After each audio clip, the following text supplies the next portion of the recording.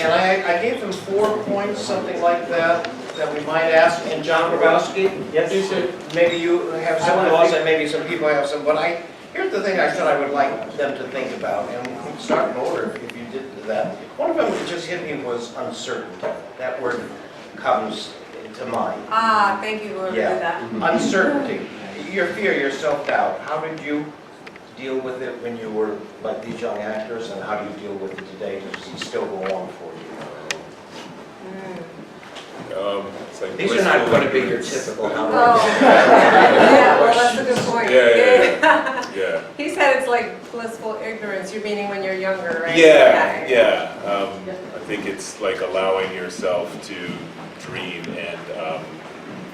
and letting.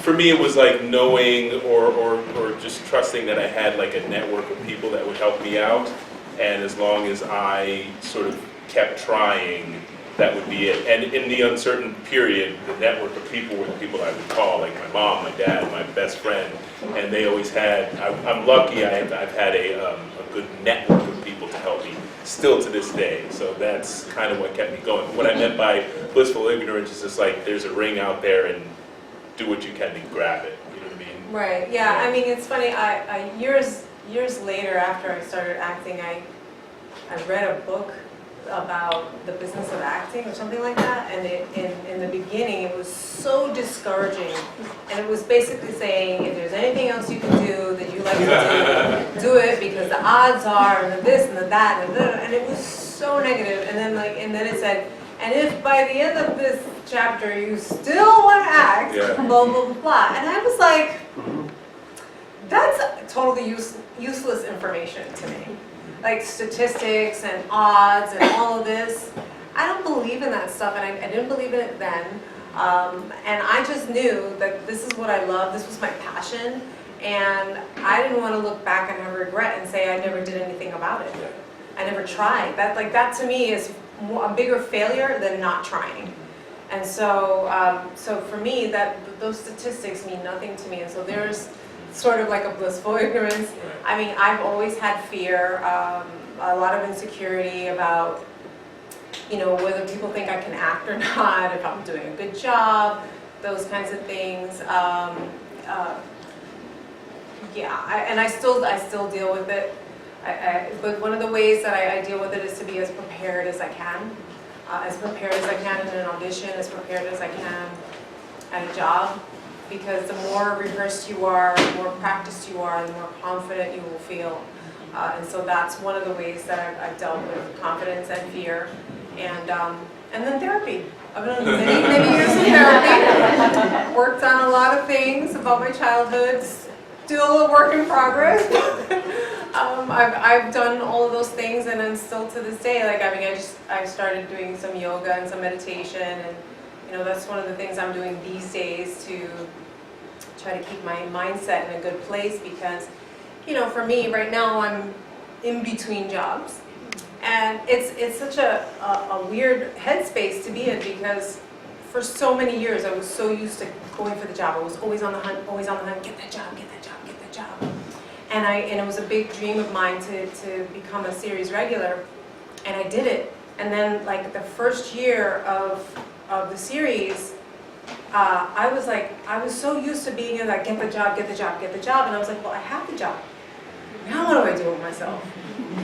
Do the job, do the job. Then I had to learn all these other things on how to do the job and how to be in the public eye and all that other stuff. And then it's just funny, it's just become this kind of thing, this kind of journey. And so now I almost feel like I'm back where I was, so I'm like, okay, get the job, get the job, get the job. But it's a weird space, because I kind of accomplished a major thing that I wanted to do, and now, so it's still dealing with confidence and fears and all that. So. Right now, you guys are dealing with a lot of television and film work that you have done, but I recall, Otto, as soon as I think your time here at the studio was finished, you did a lot of plays. Yes. A lot of plays. You even wrote a play that's been published. and you kept doing one play after another and kept yourself active. Right, And Andrea, I'm not sure immediately after whether you did. I remember you came back, when we moved into this space, you came back to do landscape of the body, which was... Yes. Well, I mean, I you was did a theater as well. major for 4 years, so I did a lot of plays there before I came to the studio. Yes. And I do want to say that I really think that it's important to study and to practice Yeah. even after you've quote-unquote graduated from college, you know, whatever. So now you guys are leaving this program, but it's going to be important that you continue to work, that you continue to be in class, you continue to, you know, auditioning is practicing, and doing all those things, because you got to practice. Just like a musician or a dancer or whatever, you're not going to be good if you're not practicing. It's sort of like going to the gym. Exactly. You get in shape, and then you think, okay, I'm in shape now, I don't Right. need the gym anymore. No, you're going to go backwards. is what's Right. gonna happen. I'm having a memory right now. You are. I've been in class with you. And it's really funny. May I tell it? Sure. Okay. So, so I was saying, you know, I graduated from a 4-year program, and then I was actually like a professional actress. I was working on One Life to Live. I had done this heavily recurring role for like 2.5 years. Who'd have thought? It was supposed to be a 4-month role, and it turned out to be 2.5 years. But anyway, in the meantime, I knew that I still needed to practice, that I still needed to learn and get better and all this other stuff, so I enrolled myself in James's class, and in their program, in John and James's class. And so we were doing an at-the-door exercise, and the scenario was, and it was my best friend Dahlia, who's in LA now. So we were supposed to be sisters, and she's on the inside, and I'm on the outside of the door. And the circumstance was that I was a drug addict and I needed to get my drugs. And she, and I had apparently had an affair with her husband, and she just found out. But I didn't know that she found out. So, yeah, you come knock on the door, and who is it? It's me, open the door. No, go away. Come on, open the door. And so the job was that I had to convince her to open the door. Well, it got to the point where I was like, Talia, open the door, come on! And then I hear the footsteps come up to the door, and she goes, you know what you sound like? One of them soap opera actresses. Oh,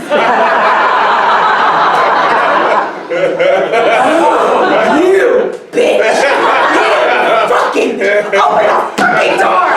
So I went from this, why do we do it? I went down here. And that was actually really great. That was a great call on him. So what happened was she opens the door when the exercise was open, and the first thing that she says out of her mouth was, Andrea, I didn't mean it. James told me. I call it as I hear it. And so I went, oh, really? It wasn't me. But the lesson in that was that he was right. I was up here, totally fake, not connected, an idea of what I thought this should be and what this scene is supposed to be, and not really living in the moment truthfully and really reacting to what I was getting. Was this fucking bitch was not opening the fucking door, goddammit. So that was the reality, motherfucker. I gotta get my drugs, you know.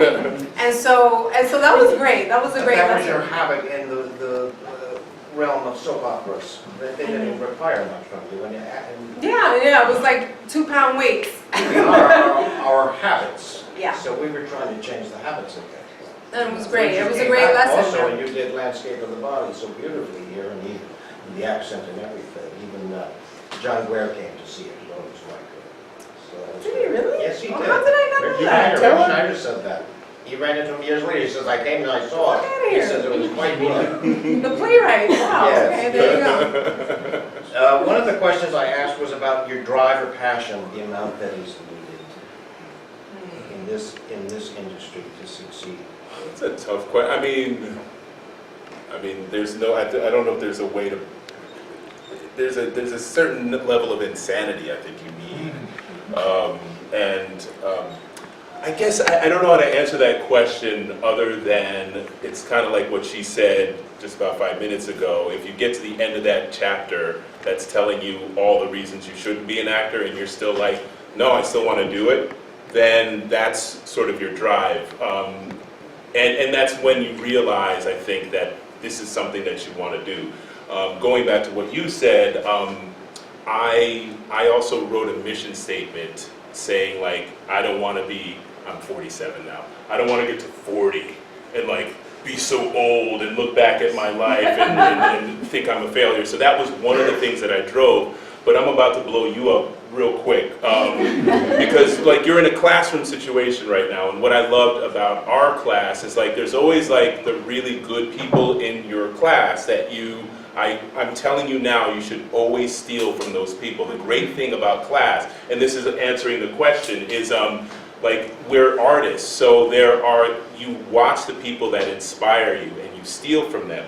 And you were in the class ahead of us, so like you guys were like, whoa, those are like they're in the scene study classes, you know, we're at the door knocking and they're like doing plays, like, and so Navedo, you and I forget the other two women did that one scene. The Vanities. That was Dahlia and Josanne. Oh yeah, okay. So we came to see that. We were the younger class. We came to see these three women blew it up. And here's what I was learning. Here's the stuff that I was stealing from you and from all of them. And we did a play. We did a short together. I remember that, yeah. right? Mm-hmm. So here's where I'm about to give back. Like one of the reasons that kept me was some of the advice that you gave me at the end of the play. Because she's like my elder in the school, not necessarily older than me, right? I am, but anyway. Okay, whatever. I watched that show, and you had this, everybody was really funny. You had this really funny moment where you were like the stiff, stuck-up one, and you never drank before, and then you finally took a drink, and then in the middle of it, you burped, right? And what I loved about it, it was like all the stuff that you would say to us about like being in the moment, preparations for the first moment, and there's like all these moments in between the lines. So it's not just about like doing lines, it's like what's happening to this person. So I realized in that moment, all of the school that I've had, right?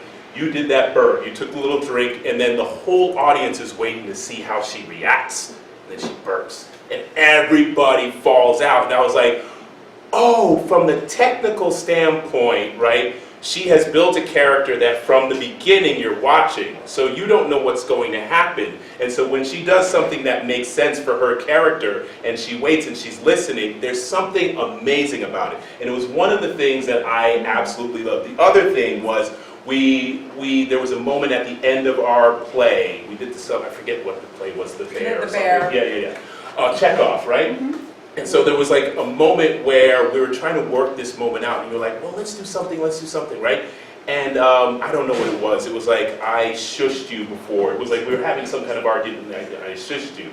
And I know this is confusing, this doesn't make sense to you, but like the notion of two actors before going on stage trying to figure out how to work a moment, and then coming up with what we were going to do and then doing it on stage was something that I have used for a long time. Because again, it taught me the lesson that it's not just the line, I'm not just waiting for Andrea's line, I'm actually living in the moment, right? And all that stuff that you taught us, I mean, you're not going to learn it until you start to apply it in real life. So I've always wanted to thank you, like 800 years later, for like that moment. Like I was like, oh yeah, Andrea, your voice, yeah, that was great. Interesting story, and that was Vanities. Vanities, yeah. And I cast you all opposite your types, because I knew it would be somewhat of a challenge.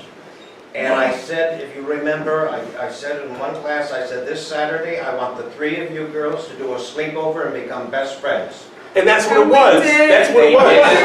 Our best friends to this day. That's like 23, 24 years later. Wow. And interestingly, their lives followed the characters I cast. I know. It was so funny. You know, that was so true. You've always been so insightful. Yeah. You can really, really read people and situations. So, yeah, right on the money. The next thought that I brought up was mask versus the truth. How or when do you need to mask your true feelings in this business, and when to express them? I mean, most of the time you're bullshitting, isn't it? I mean, So you're doing a lot of masking and stuff. You have to get along with it. Yeah. I mean, I've learned that your reputation precedes you in this business, and And something I always want to tell younger actors, like if you're starting off and you have like a little guest part or whatever, I always want to remind people, especially guys, acting up. I'm like, the operative word here is guest, not star. You're not a star, you're a guest star. You are coming to somebody else's house. These people have been here. Stop acting like an asshole, because everybody remembers. And speaking of the Coda show that I just did, there was a guest star coming on. The show is about Marines. He gets cast as a Marine. He doesn't want to cut his hair. He's holding up the entire regular series cast. I'm standing there going, what are we waiting for? The whole cast is here, and the one guy with 2 lines is making an asshole out of himself in the hair and makeup trailer. And so everybody is getting called, the AD, and then the casting director, and then the producers, all because this guy won't get a haircut. So either you knew you were doing this part, why are you here, right? And so he eventually gets a haircut, but like everybody knows his name. Nobody's gonna cast him, He right? doesn't play nice. Yeah, he doesn't play nice, and it's not about rolling over and playing dead or being a doormat, but it's also just realizing where you are. You know, you have a job to do, and knowing what that job is, and as when you're coming up, you're supporting her cast. You know what I mean? So that's the thing that masking and not masking. It's about being real and having home training, just knowing how to act in a room, kind of thing. Yeah. Some common sense. Common sense, yeah. Common sense, and I mean, I want to jump onto that a little bit too, because I agree with you, being a guest on someone's show, and I think on the other way too, I think at some point, if you guys get to be, the series regulars or the stars of the show, number 1, 2 on the call sheet, I think how you treat the people who are your guests coming on to your show is really, really important, and sets a tone, and it sets a tone for either negativity or positivity. And I think it's really important to do that. And that was one of the things that we did on Jane the Virgin, was actually working on the pilot. We really had a good rapport with each other as a cast, and we were like, wow, we're really getting along. We have this chemistry. Wow, this is really awesome. This is so fun. And so we said, well, if we get picked up for for a series, let's make sure we keep this going. Let's make sure we make our guests feel welcome, because we know what it's like to be a guest on a show and to feel like a prop, or to feel like we have something to offer and something to bring to the table. So I've had those experiences as a guest on different shows. And so I said, let's be the people that make people feel welcome, that make people feel important, that we appreciate them and all that. And so that's what we did for all 5 seasons. We always made sure that all our guests felt welcome. We went up to them, shook their hand, how are you? Very, very friendly. But on top of that, we also made our background actors feel very, very welcome. We always kind of like stopped when we had a big background cast. We would, at the end of the day, either Gina or I will stand up and say, hey, background actors, we really appreciate you. We couldn't tell the story without you. We're so grateful for you to spend all these hours with us all day, blah, blah, blah. Those kinds of things, and I think that's really important. So what's come back to me on several times is that people would say, oh, Jane the Virgin, we hear it's the happiest set on earth. Oh, we hear it's so fun to work on your show, blah, blah, blah, blah, those kinds of things. And then one more thing. I talk to a lot of different people in the industry, and what ends up happening is, and let's say they're considering you for a role, they'll start getting on the phone and calling people and saying, do you know so-and-so? Is she fun to play with? How is she? How is he? Blah, blah, blah. They will vet you. Because if they have to spend so many years with you, they want to know that you're not going to be a problem. So that really does happen. It reminds me of a story a few years ago when you came back to do a play here you produced with Chelsea Repertory Company, and we wish we had done the vetting of a certain actor. Oh, we did yeah. it after the problem, but That was a learning experience. I don't know what we learned, but anyway. This is just the best moment so far in your career, or the worst moment. And you don't have to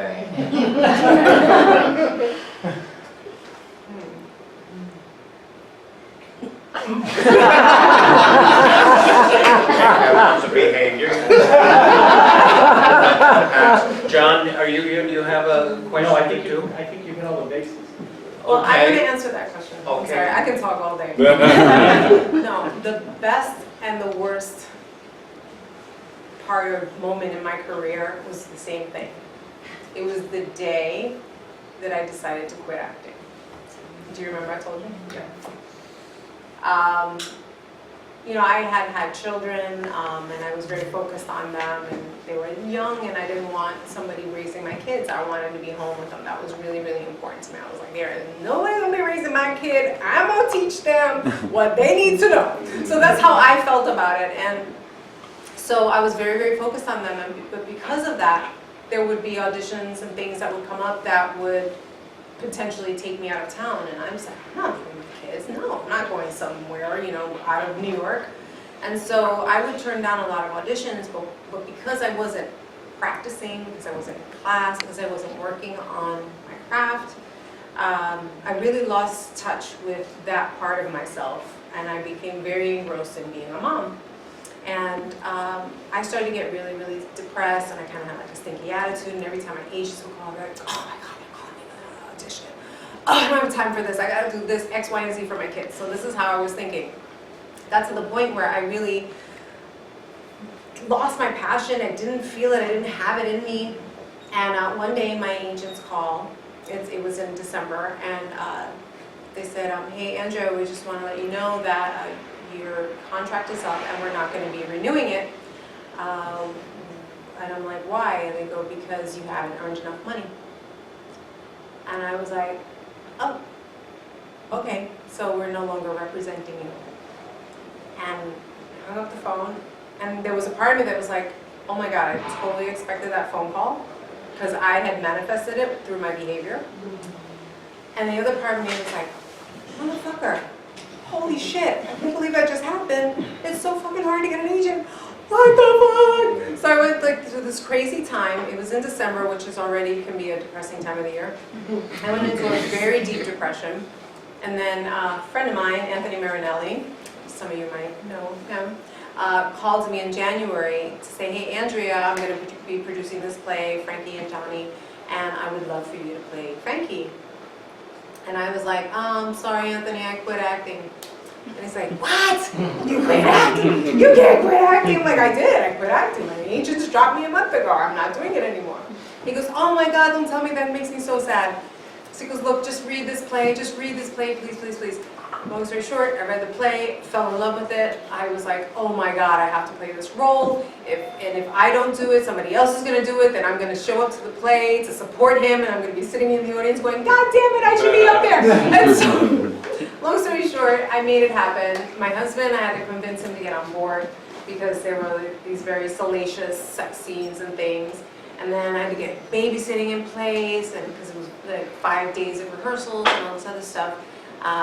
Wound up doing the play, found myself again, literally cried after the first rehearsal, like, oh my God, where have you been? I forgot all about you. And we did the play. I invited my agents. One of them came. I was like, oh, she showed up. She came to the play, and then I said, I want to have a meeting with you. And she goes, sure. So 2 weeks later, I come to the office, I say, she goes, what do you want? And well, what's up? And I go, I want to be a signed client again. And she goes, no. And I'm like, no. Because I thought like she came to the play, so she's still interested in me. She goes, no, Andrea, you have to work 10 times harder than when you first started the business. You have to want it more than I want it for you. And so I said, you know what? That's good. You know what? I would take it for granted if you just said yes. I'll show you. And so she started sending me out freelance. The first thing she sent me out on, I booked. And the second thing she sent me out on was a series regular that wound up flying me out to LA to screen test. Didn't get the role, but before I got on that plane, she was like, Andrea, we want to sign you as a client. And so a month later, after that meeting, I was a signed client. And so the worst and the best day of my career. I'm sorry, I'm talking too long. But I remember you called me once and you said you think you had lost your passion for acting, and I said, well, sometimes it goes away, but it can come back. And you were right. Remember I tried to give you all my theater books? Yeah, you did. I tried to, but I never did. I packed them. I had all these plays and audition, blah, blah, blah, and I put everything on the Just to add one thing, because we have had lots of students who've gone through, and many of them were in their 20s, like Andrea, but when they got through with the program, they put acting away. It didn't happen the way it does for some actors, but now, I'd like to say, in the middle part of their life, they're back, they've been working in the lab, and they are starting to get booked. And they're working in regional theaters, and they're getting television work, and they're getting, and it's starting to happen, so you never know when it's. Yeah. Some right as soon as you break out, it happens, and then some people have to work. I mean, I'll tell you. Otto, when you started really hitting the bigger stuff, they said you were an overnight sensation, and you said, "The hell with that, I've been at it for 20 years." 20 years, yeah, 20, now it's like 21, 22, yeah. So, I mean, it's a journey, it's a long process. Like, I mean, being on set, I'm sure this happens to you, where, you know, somebody comes up to you and asks advice, and they say, what do I want to be an actor? I've seen you on this and that. And I say, you're looking at 20 years, right? I mean, acting studio for me was 98, 99, you know what I mean? I got my first, like, legit job in 2003, maybe, and it's been good for me, but it's been a long time, and so that passion has to be there, and yes, it ebbs and it flows, but for me, it's also like living other parts of my life. Like, I can't ever be a 24/7 actor, because I know those people, most of them live in LA, and it's a maddening sort of way to live, because I can't always be on. I have to like date, I have to like do other things. I have to do things that aren't for acting, like play guitar, not because I think I'm gonna get a part as a guitar player, but like, this is what I wanna do. And that like helps me also build stories when I'm able to act and I'm able to work. So for me, it was, I started off trying to be that 24/7 actor, and if you are, that's cool. If you can keep that going, that's great. But like, I realized that I wasn't going to last 20 years if I'm running this marathon like it's a sprint. You know what I mean? And the other thing I wanted to say was that it takes time to really get good. And I don't think I'm talented. I really don't. I think I learned how to act. I think I learned. I got a skill. I learned a skill. Maybe I have a little bit of sensitivity or intuition or something that helps. But I've met other actors who I think are naturally talented, and I know that's not me. I know that I've had to work so hard to be good. Because like when I think about where I was when I first started acting to where I am now, it's such a difference. Even if where I was 5 years ago before Jane, like all that experience I got on Jane, it's a big difference, and it's the practice. So you know, it's putting the time in, logging in those hours. I wouldn't say not talented, it's an ongoing development as a human being and a process. And I've come to this but conclusion at this point when we talk about maybe Al Pacino, who I like watching his work always, and Meryl Streep, that we always say, oh, they're so talented. I think they work and put in much more hours of work on their work than other people do. So I try to encourage all of my students that, look, you're just as talented as them, but it does come down to your work ethics.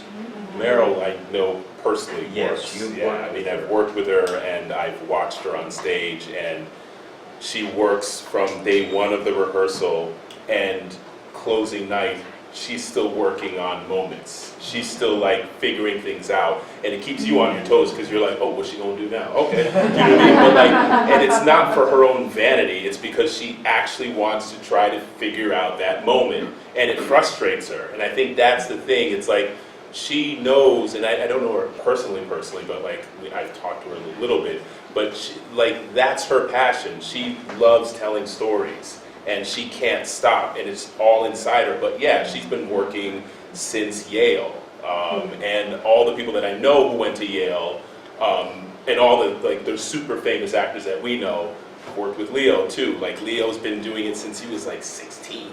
And so, and he talks about his mom driving him around LA, going to auditions as a child actor. Do you know what I mean? And then he got Titanic, and all of a sudden everything went amazing for him. But like, those cats have been working their butts off since they were young. you know?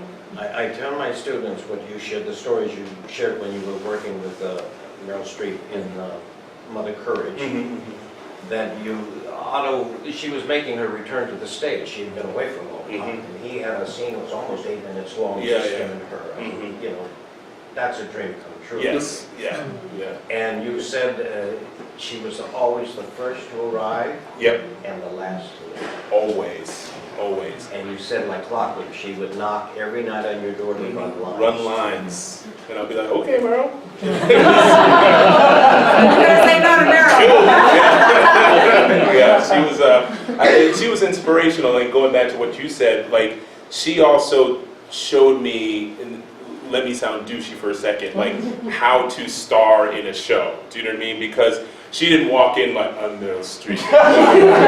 She was like, hi, I'm Meryl. Hi, I'm Meryl. Because she knew that even cynically, all of these people are supporting what she's going to be doing for 3 hours. So I better treat you well. Do you know what I mean? Because the better you are, the better I'm going to be. Now, she is naturally a nice, generous, giving person, but like, she showed me like what it is to carry a show. Because it's only her on stage for 3 hours, and the rest of us are supporting her, but boy did we have fun on that. And that was because Meryl was awesome. I've been in this opposite situation when Mr. or Mrs. Superstar is an asshole, and that kills it kills your ability to even sort of approach somebody and have an idea.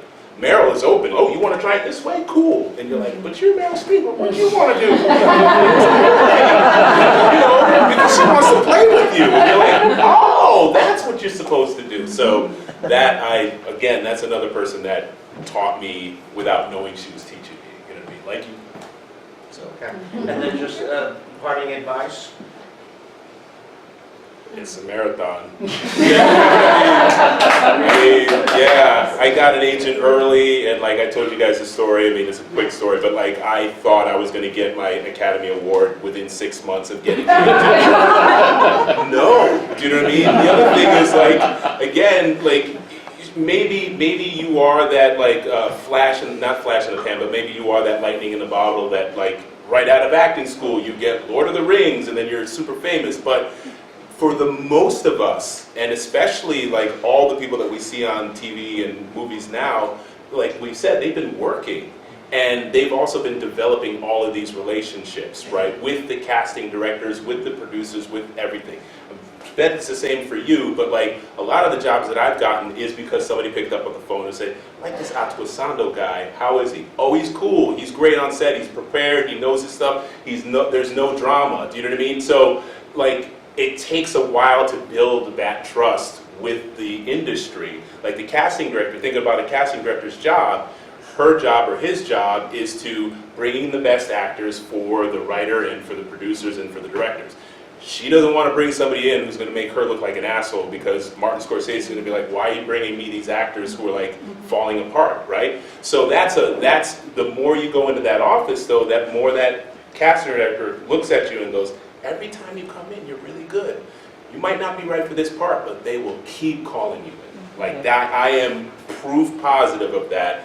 I sometimes, most of the time, don't remember the casting director's name because I met him or her 10 years ago, but I'll walk into their office and be like, yo, you remember when you came here for what?